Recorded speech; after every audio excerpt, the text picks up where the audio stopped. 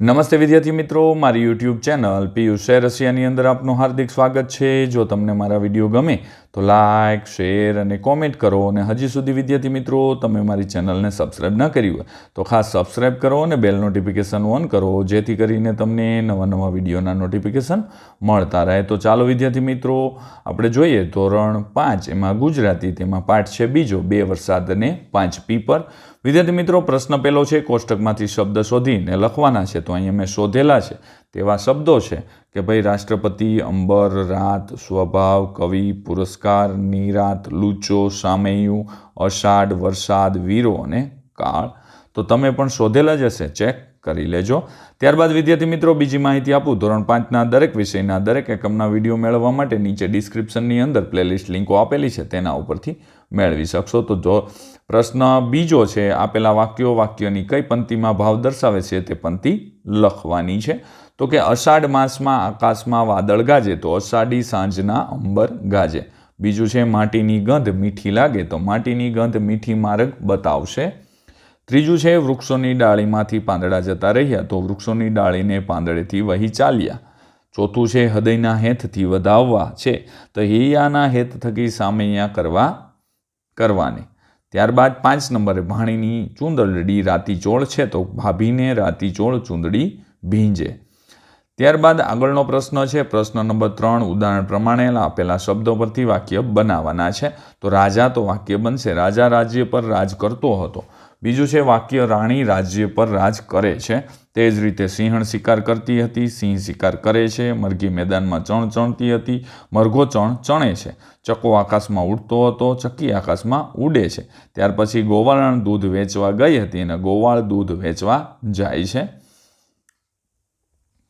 પ્રશ્ન 4, શબ્દ અંતાક્ષરી મુજબ વિસ્તારી એ શબ્દનો અર્થ લખવાનો છે। તો કે રવિ તો ચતુર તો હોશિયાર થશે, રવિ તો સૂરજ દાદા, તો જીત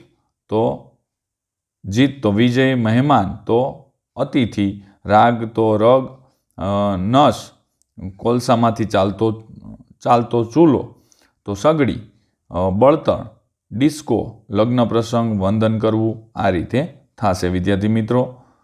ત્યારબાદ આપણે આગળનો પ્રશ્ન 5, તમારા વિસ્તારમાં બોલાતા વરસાદને લગતું જોડકનું તમારા માતા પિતા પાસેથી સાંભળીને લખવાનું છે। તો સ્વાભાવિક રીતે બધી જ આ બોલાતું હશે, આવરે વરસાદ, ઢેબરિયો પ્રસાદ, ઊની ઊની રોટલીને કારેલાનું શાક। ત્યારબાદ પ્રશ્ન નંબર 6, એક વાક્યમાં પ્રશ્નોના જવાબ લખો। તેમાં 2 પ્રશ્ન છે, સામા પટેલની જગ્યાએ તમે હોત તો શું કરત?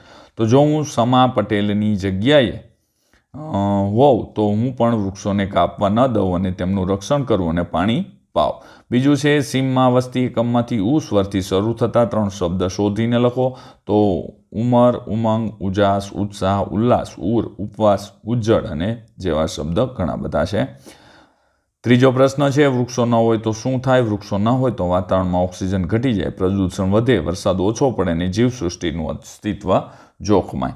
ચોથું છે, લેખકે વૃક્ષને પ્રણામ કરીને કેવી રીતે કર્યા? તો લેખકે વૃક્ષના થડને બથ ભરીને પ્રણામ કર્યા તથા એવા ભાવથી કર્યા કે જે પ્રણામ વૃક્ષ વાવનાર સુધી પહોંચશે। પ્રશ્ન 7, પાઠના આધારે પ્રશ્નોના જવાબ લખો। તો વિદ્યાર્થી મિત્રો અહીંયા જે જગ્યા છે તેમાં તમારે પ્રશ્નોના જવાબ લખવાના છે, અથવા તમે લખેલા જ હશે, તો ચેક કરી લઈએ। તમે સાંભળેલું વર્ષા ગીત લખો। તો આભમાં ઘનઘોર વાદળ છવાયા, મોરલા ટહુકે ને વીજળી ચમકી, વરસે છે મેઘ મન મૂકી, ધરતી પર હળિયાળી છલકી। બીજું છે વરસાદ પછી વાતાવરણમાં શું ફેરફાર જોવા મળે છે? તો કે ભાઈ વરસાદ પછી વાતાવરણમાં ઠંડક પ્રસરી જાય છે, ધૂળ અને ગરમી ઓછી થાય છે, હવા શુદ્ધ બને છે, ચારે બાજુ હરિયાળી છવાઈ જાય છે અને માટીની સોડમ ચારે દિશામાં ફેલાય છે। ત્રીજો પ્રશ્ન છે, વરસાદ કેવી રીતે વરસે છે? તો વરસાદ ઝરમર, ધોધમાર, સામેલા ધાર તો ક્યારેક લૂચો વરસાદ હળવા ઝાપટા રૂપે વરસે છે। ત્યારબાદનો પ્રશ્ન છે, તમે વરસાદની રાહ જુઓ છો? કેમ? હા, હું વરસાદની રાહ જોઉં છું, કેમ કે મને વરસાદમાં નાહવું, ભીંજાવું ગમે તથા વરસાદ ધરતીને ઠંડક આપે છે, ખેતી માટે પાણી પૂરું પાડે છે અને વાતાવરણને ખુશમાં બનાવે છે। પ્રશ્ન 8, ઉદાહરણ મુજબ જોડી બનાવો। તો હાથી તો હાથીણી, સિંહ તો સિંહણ, સસલું તો સસલી, વિદ્યાર્થી તો વિદ્યાર્થીની આવશે। ત્યારબાદ પ્રશ્ન 9, પર્વતારોહણ કરવું હોય તો કઈ તૈયારી કરવી પડે? તો પર્વતારોહણ કરવું હોય તો શારીરિક અને માનસિક બંને રીતે તૈયારી કરવી પડે. યોગ્ય સાધનો જેમ કે પગરખાં, ગરમ કપડાં, મજબૂત દોરડા તથા ચઢાણ માટેના અન્ય સાધનોની જરૂર પડે. પૂરતો ખોરાક અને પાણી પણ લેવું. એક અનુભવી માર્ગદર્શકની પણ જરૂર પડે. પ્રશ્ન 10, સંવાદ લખો. ખેડૂત, વેપારી.